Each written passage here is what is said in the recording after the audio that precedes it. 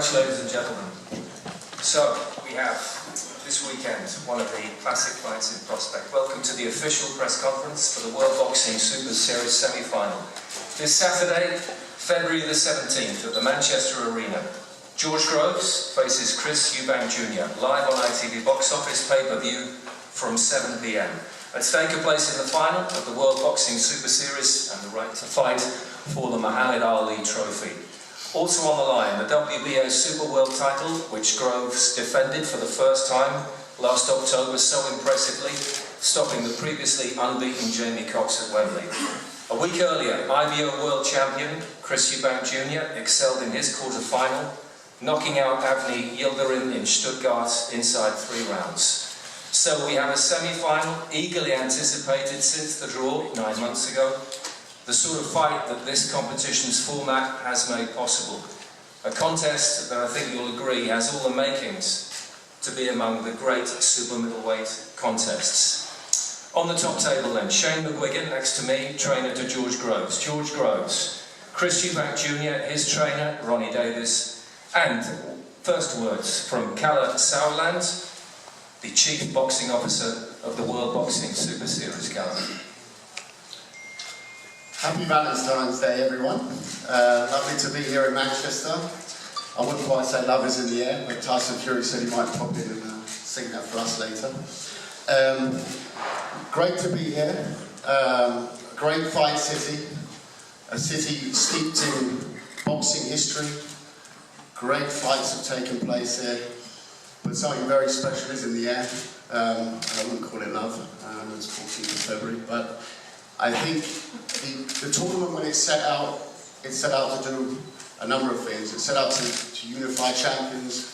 It's set out to create storylines for the narrative, from the draw to the quarterfinals, to the semi-finals, and obviously to the final, which in this weight class will take place on June 2nd at the O2 in London.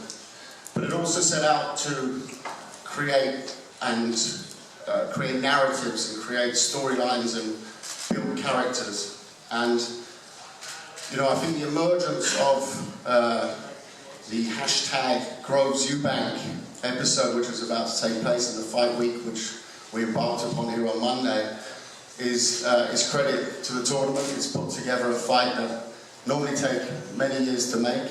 I can tell you that from my promotional experience outside the tournament. It's a fight which I think will capture the nation, has captured the nation already. It's a fight between 2 athletes with vast amounts of talent, some considering very different areas of talent, but 2 gladiators who will put it all on the line. You have obviously I wouldn't say quite a newcomer, but someone who's definitely come on the scene leaps and bounds in this tournament. He's come on in full force for the obviously the win against Arthur Abraham to get into the tournament, and his spectacular performance in front of that hostile crowd against Yildirim in the quarter-final in such decisive fashion. A week later, the tournament does what it does best. It switches storylines. Wembley, Groves against Cox, George's first defence of the belt in the quarter-final, and obviously he had to give an answer to Eubank's display the week before. He certainly did that, and immediately the attention switched to Manchester. Here we are. I don't need to do much more talking. I think I've talked about Eubank. Now I'd say about George. He's a man who's on a mission. He's had a career with ups and downs, but is currently riding the absolute crest of a wave. Is the man to beat in the division, no doubt about that. So on Saturday we have the storylines there. Looking very forward to it, and I'm very, very appreciative. It's not always that you get this all over the world, but the British media, fantastic in covering this so far. Please continue to do so. We look forward to Saturday. Thank you. Thank you, Kalle. First of all, Junior, throughout the hard winter months, what's been motivating you most of all? What's been motivating me is becoming the #1 super middleweight in the world.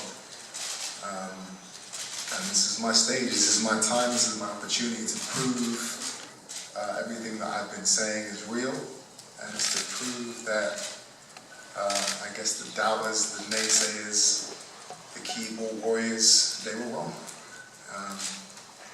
George Groves is the unfortunate man that has to bear that brunt. What's motivated me is, being a kid, being 14 years old and dreaming of fighting on a stage like this, two of the best super-middleweights in the world, putting it all on the line, and me being victorious. That is my motivation. George, Chris talks about the big stage. He's entering would you agree, a stage maybe he's not been on before, which you have, and what sort of advantage is your pedigree that you've talked about, that pedigree that you've discussed? Yeah, hello everyone, thanks for coming in, great turnout. I've been involved with some big fights, learned a lot along the way.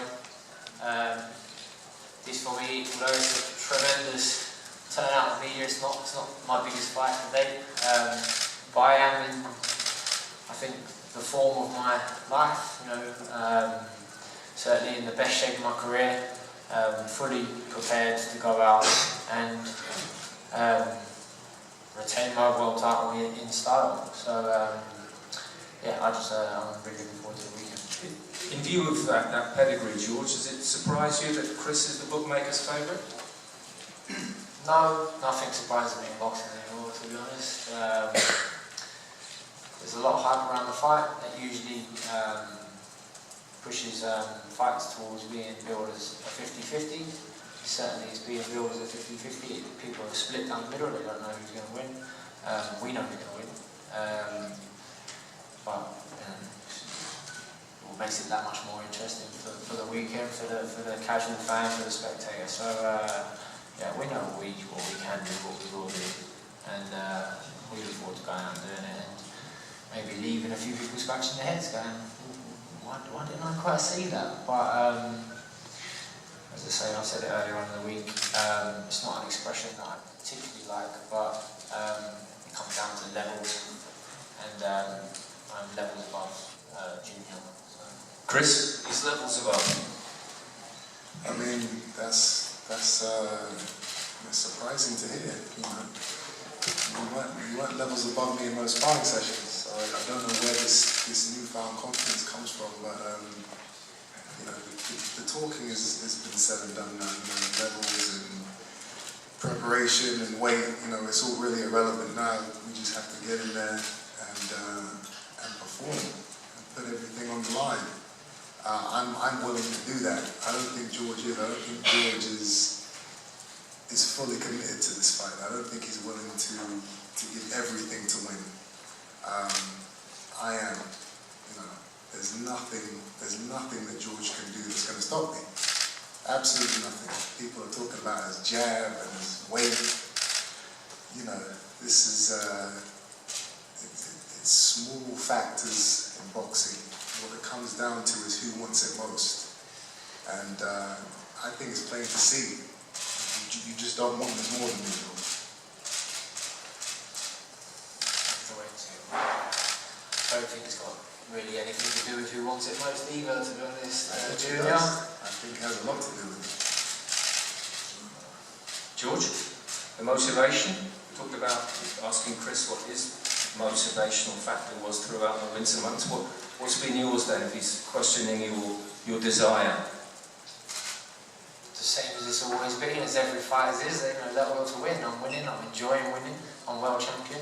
I want to continue to be, so that's more than enough motivation for me to train when it's a bit cold outside and whatnot. But I've sacrificed a lot. I've been through some terrible times to get to where I am now. Desire is one thing that I know I've always had in abundance. I've been able to pick myself up from the lowest of points and now get back to the top. I'm at the top. I've never been to the top until now. I'm at the top. And I'm enjoying it, and I ain't taking my eye off the ball like we are. As I say, I'm in the best shape of my career, without doubt, and I'm looking forward to stepping up on another big stage and showing everyone. And Chris talks about that sparring that you did. You've had dozens of rounds together in the past. He clearly thinks that counts for a lot, and that he got the better of those sessions. Well, good luck to him, because he didn't, and it's irrelevant, because sparring is sparring. It was a long time ago, and... Was it 50-50? Was it 60-40 in your favour? What was the percentage you give on those spars, George? In terms of levels of skill and etc., then yeah, like on the levels above you, Chris. Like, in terms of sparring is sparring, you've got a big head guard on. If you want to bum rush me and let your hands go and try and, you know, it doesn't matter because it's sparring. You can try and do that in a fight and there will be a difference because I'm taking it that much more seriously. But you said that I'm not legitimate and that, you know, I'm not on your level and I'm a gimmick. You call me a gimmick.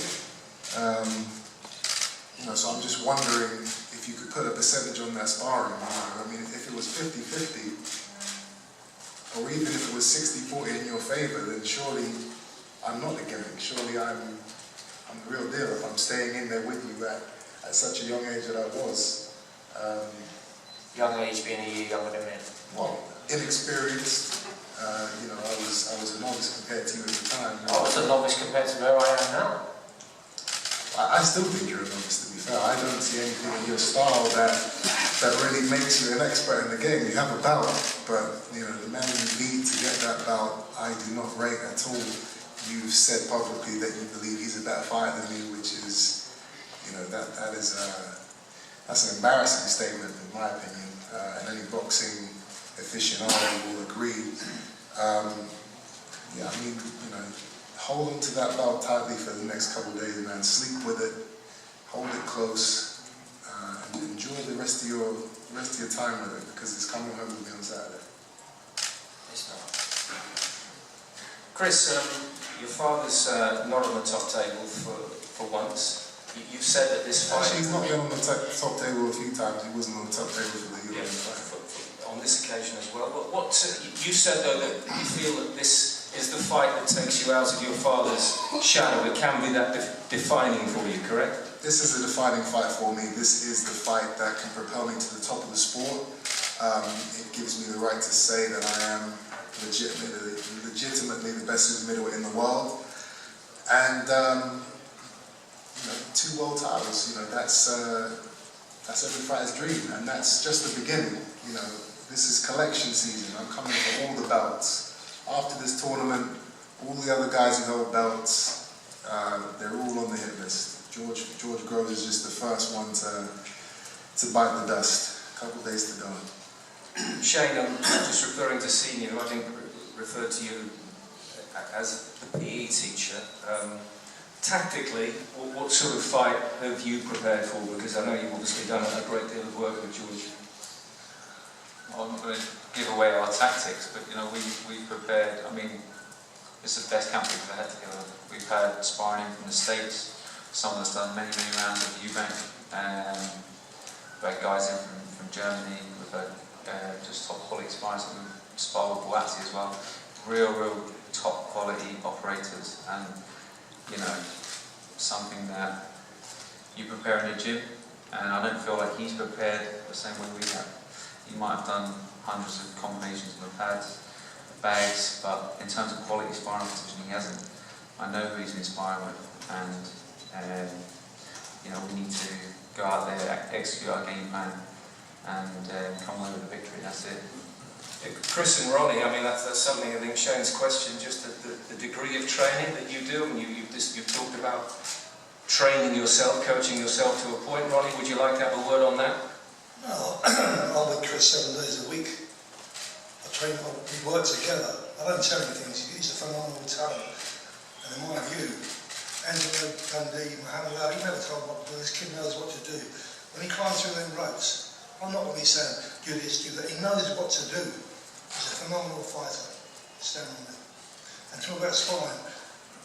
He's a good sparring. He's had enough sparring. He's had about 15 different opponents. All good quality boys. That's all you need. He's just so talented. No matter who you put him in with sparring partners, you're more likely to beat him up. It's very difficult. Shane's here using the words "we." There is no "we" when that bell goes. You'll find out. You know, the only thing that you really need to be worried about, Shane, is having that white towel ready at all times. That's the only job that's going to be significant for you in this fight. Have that white towel ready. George? Yeah. Please. Do you want to have a word in relation to that? I came here today because I don't really need to engage with Eubank too much, because Junior is Junior. Like, he's flapping already. You know, he's talking about he's referring back to sparring. He is a cliche. He is a gimmick. You know, and I've been here. I've done this many times. This is just another step along my journey. I'm in great shape. I'm ready to go out and do a proper number one Saturday night. I'm the legitimate world champion sitting at this table. I'm the #1 seed in this tournament, and I will go on to win this tournament and win it well. And that started last year, and it will happen. It will continue Saturday night. As I say, I don't really need to drop to his level in terms of these verbal sparring going on now, because maybe I am just a little too long in the tooth for that sort of stuff. His fight sells itself. I'm ready to go. Hopefully he is too. Because you just called me a gimmick and Insta famous. You know, you're kind of obsessed with this whole trying to get across to the public that I'm not real. I think it's plain to see that is ludicrous. And you know, if anything, I think you would love to be me. You would love to be in my position. You know, you would love to have the Instagram followers and the style. You're even wearing the same suit I wore when we had our first face-off after your fight. You know, you know, I do think you're. I think you're jealous, George. You're in big trouble. You're in big trouble, my friend. I remember that. You're like the suit that you wore when you stepped in the ring, yeah? Yeah, You exactly. did look like The same colour, the same style of suit. Same you're style. wearing it today.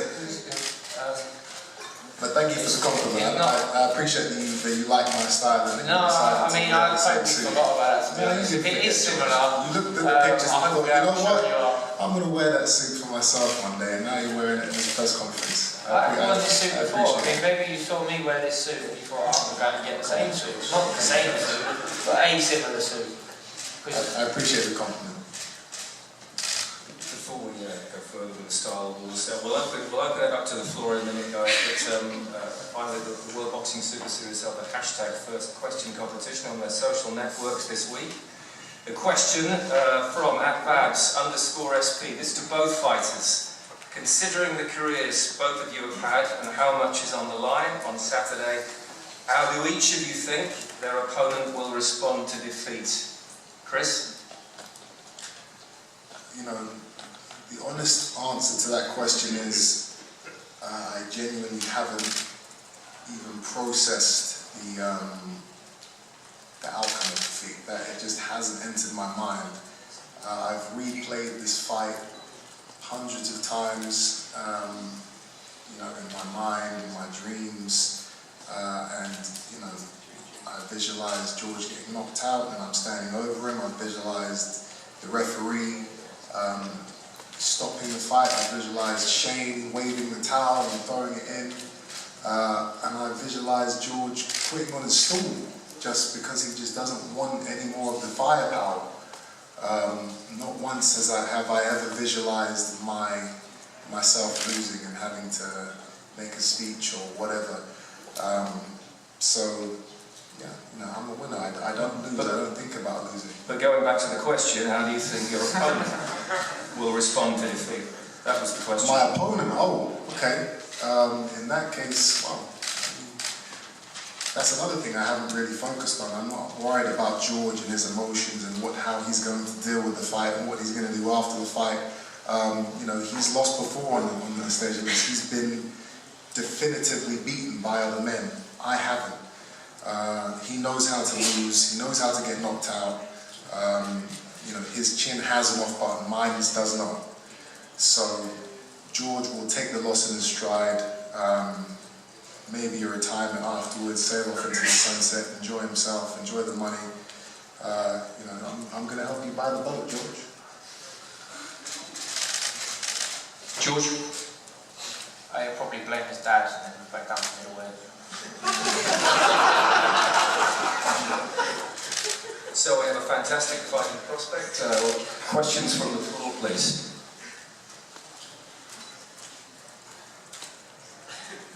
Hello, John from Into Boxing. Does the winner of Just wait for the microphone, thank you. Hello, I'm John from Into Boxing. Does the winner of this fight win the tournament? Oh, do we cover? Is that a question for me? No, it's a semi-final. We've got a great semi-final next week as well.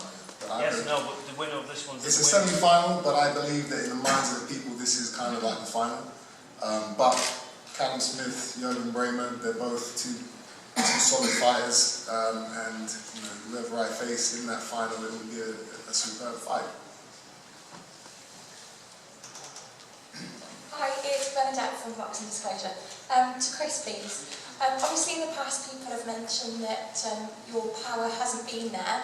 What have you guys been doing, obviously, in the gym to improve that? Well, you know, my stoppage ratio, I think, is like 75%.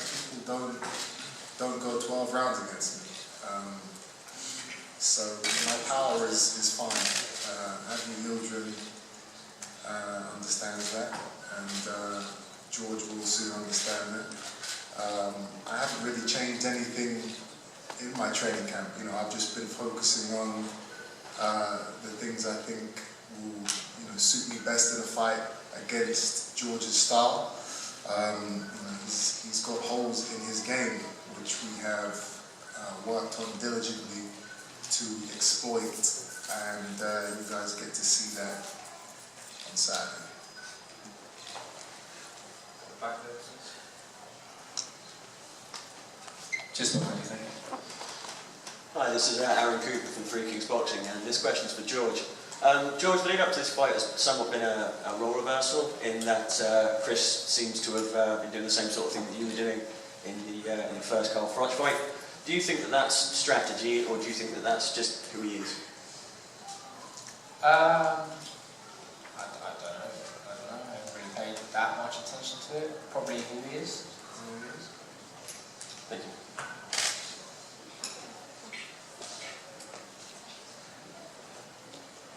Hi, George, this one's for you. Obviously, Chris uses a lot of speed. I heard that you guys have been working on speed and flurries of combinations. Is that something that you've been working on in the gym for this particular fight? Believe it or not, every fight we work on speed and power and everything else that goes into boxing. So nothing special this time round. We've been doing well today. It's, obviously, tactically wise, you would slightly adjust for each opponent, but it's pretty much the same. You work on speed for every fight. Oh, we work on it. When I punch up. Why are you so slow then? I don't see any speed in your technique, so I guess you need to, I don't know, We'll see Saturday. to switch up your training methods, because that speed is, it's just not there, man. We'll see. See who's landing. Anyone else? At the back, please. Question for Chris, Jeff from World Boxing News. Since the Billy J. Saunders defeat, what have you learned? How have you improved since then? The number one thing I learned in that fight was to start from round one. I paced myself too early in that fight, through inexperience in my first 12-round fight. And since then, I've never made that same mistake. I start as I mean to go on. And Saturday night will be no different. From round one, I will be on top of George, punishing him for having the arrogance to step into the ring with me. A question for George. In terms of fights, where does this rank in all your fights that you've done so far? Not entirely. It's a fight. It's a meaningful fight. It's going to be a fight that obviously I've got to pay attention to. I'm fully prepared. Not expecting an easy night, but far easier than previous fights I've had. So it's Far easier than what fights? Can I just ask? I'm interested in that statement. Do you want to know? Yeah, no, I do. Yeah. Okay, so this is easier than the Big Ale fight, both the French fights, the Badger Jack fight, the Juvenile fight. So pretty much every fight in your career so far, this is going to be easier. And I love that mindset. I've had a lot more fights than that. I love that I've had a lot of mindset. big fights, a lot of tough I fights. love that mindset because either he genuinely believes that, I do. and that means that he's underestimating me, which I'm is not. very dangerous, or he's lying and he's a fraud. Both of those play into my favour. Anyone else? One more question, Shane. How did you respond to being compared to a PE teacher? Did that annoy you? It might come back and bite them in the arse on Saturday night. Thank you. Okay, thank you very much. We have a heck of a fight in store for Saturday the 17th of February, ITV box office, pay-per-view from 7 p.m. as well. And we will now break it open for photo opportunities, the head-to-head and one-to-one interviews. Thank you very much.